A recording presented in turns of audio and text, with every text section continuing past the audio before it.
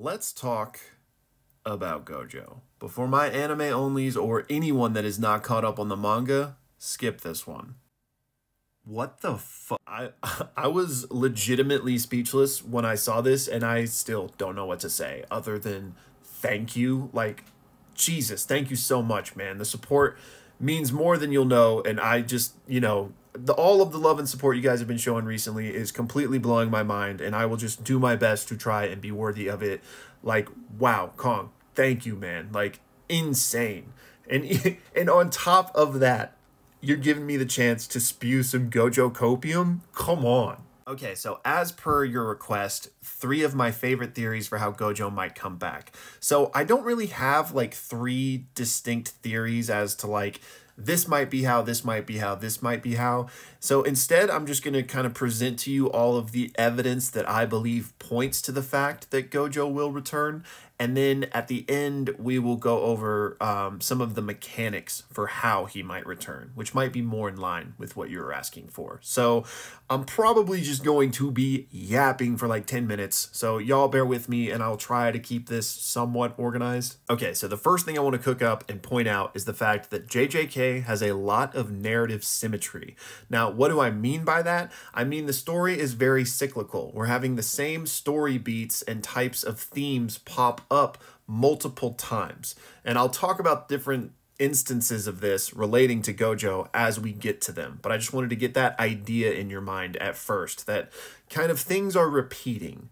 Okay, so first I want to point out that Gojo's injury had nothing to do with his head. It's completely intact, which means he can perform reverse curse technique, a point that's been brought up multiple times in the story, including almost immediately after this happened. But not only that, in terms of the cyclical nature of JJK, this also literally happened to Gojo at the most pivotal moment in his life, right before his enlightenment. After his first fight with Toji, Gojo was presumed and left for dead, but he shows back up and is like, you should have gone for the head. And obviously getting sliced in half is no small injury, but I think there's honestly an argument to be made that Gojo was more messed up after his fight with Toji, considering he got pin cushioned and also literally had a blade in his brain. Now, it wasn't the inverted spear of heaven, which is why he was able to perform reverse curse technique and bring himself back from that.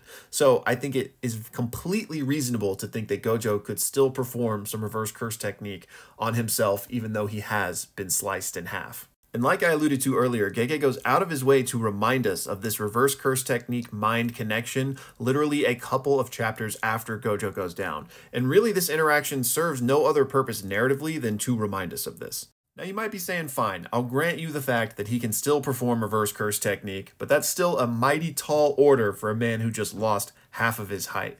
And that's completely fair. The point I want you to understand is that Gojo can still perform reverse curse technique. So yes, it is a tall order, but the next thing we have to remember is that Gojo is not alone. He was instantly teleported out of there and brought back to safety, to reinforcements, to healing. And you also gotta wonder, why would you risk the life of like a 10-year-old to go retrieve a corpse? And so let's briefly talk about who is at home base that can help with Gojo coming back. First of all, we have Nita, who, as we know, can kind of prevent injuries from getting worse, buying Gojo even more time to get successfully healed. And I'm not just pulling that out of nowhere. We know that Nita was involved in part of the planning of all of this. And more importantly, these two are here. And after years of waiting, we finally know what Urihime's curse technique is. She can amp other sorcerers, meaning she can increase Nita's efficiency. She can increase Shoko's healing. She can even amp Gojo when he's back on his feet enough to help with his own RCT, since again, his head is intact. But more importantly, let's talk a little bit about Shoko in terms of the narrative. She was one of the 3. It was Gojo, her, and Geto. And the whole story arc with Gojo, which we're going to dive more into here in a second, is about the fact that he was alone, especially after Geto died. But he wasn't alone. Shoko was always there, and she even laments him for this, saying you're an idiot. I was always there. So what better full circle moment than for Shoko to be the one to save Gojo's life? He opens his eyes and realizes, he is not alone in this world. So I kind of did this in the reverse order that I said I was going to. So everything we just talked about is kind of functionally how Gojo could return. So now let's talk about the parts of the narrative that point to Gojo returning, in my opinion. And honestly, this is best encapsulated by this moment from Hidden Inventory, where Geto asks him, are you the strongest because you're Satoru Gojo, or are you Satoru Gojo because you're the strongest? And to put this very simply, he is basically asking Gojo if he is defined by his strength. Meaning, is his entire identity just the fact that he is the strongest and he is deriving his sense of self from that? Or is he Gojo, and because of who he is, he has become the strongest? And as we see in this moment, Gojo is rattled by this question. It cuts him deep to the core because Gojo does not truly know who he is in this moment, and even still where we are in the manga, because he has always been alone, and it's kind of haunted him, right? His entire character arc has been about building up the next generation for other people to be strong and kind of join him on that stage and then also surpass him, right? But it all stems from the fact that I think he has struggled with finding his identity for his entire life, and especially after Geto dies, he doesn't really have anyone to connect to help him figure that out. And this entire concept is what the airport afterlife dream sequence was about. The entire thing was about self-identity. If you'd like to become someone new, go north. If you'd like to return to who you once were, go south. And we get this example with Nanami, who chose to go south because Nanami was happy with his life, happy with who he was. So he went south and, passed on to the afterlife. Gojo doesn't know who he is, and he never has. So for him to go south would be for him to say, I'm happy with who I am, let's go, and continue to the afterlife.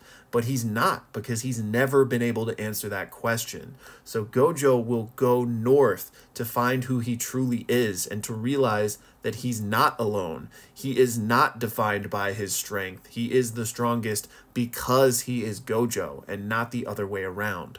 Now, one of the most telling pieces of evidence in all of this is the fact that this panel in the airport sequence uses lotus flowers as its background, and specifically, it uses 7 lotus flowers. Now, in the story of Buddha, he took 7 steps north, and in each step, a lotus flower bloomed. And this is representative of his enlightenment and his rebirth.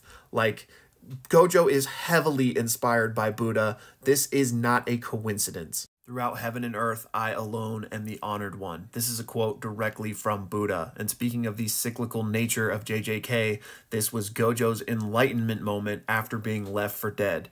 And where is the story right now?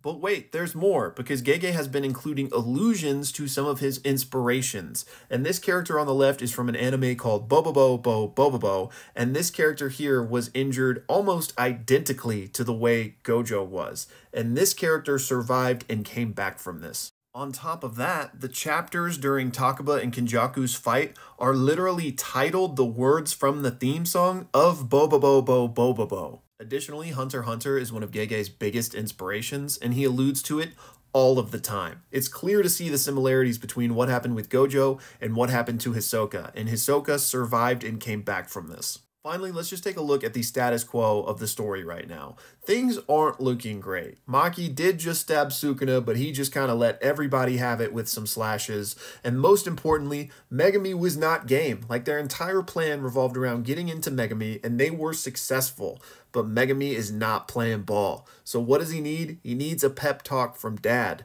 So if Gojo comes back, it's not for him to just straight up save the day. Like, I don't expect a Super Saiyan Gojo who just overpowers Sukuna and we all go home happy. No, it's a Gojo that for the first time in his life is no longer defined by being the strongest and instead has to work and fight with others and assist in saving the day by giving Megumi a pep talk and standing shoulder to shoulder with the generation that he helped raise. Now, if Gojo does come back, is he literally going to give Megumi a pep talk and knock him out of it?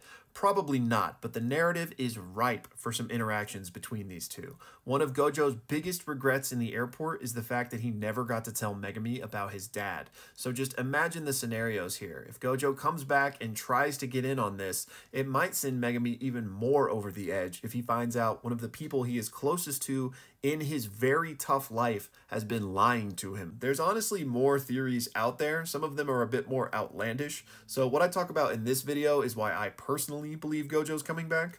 But definitely let me know your thoughts in the comments, and I'm already preparing for all of the Cope Harder coming my way. But finally, I want to give another massive, massive shout out to Kong for the insanely generous donation. Thank you so much, man.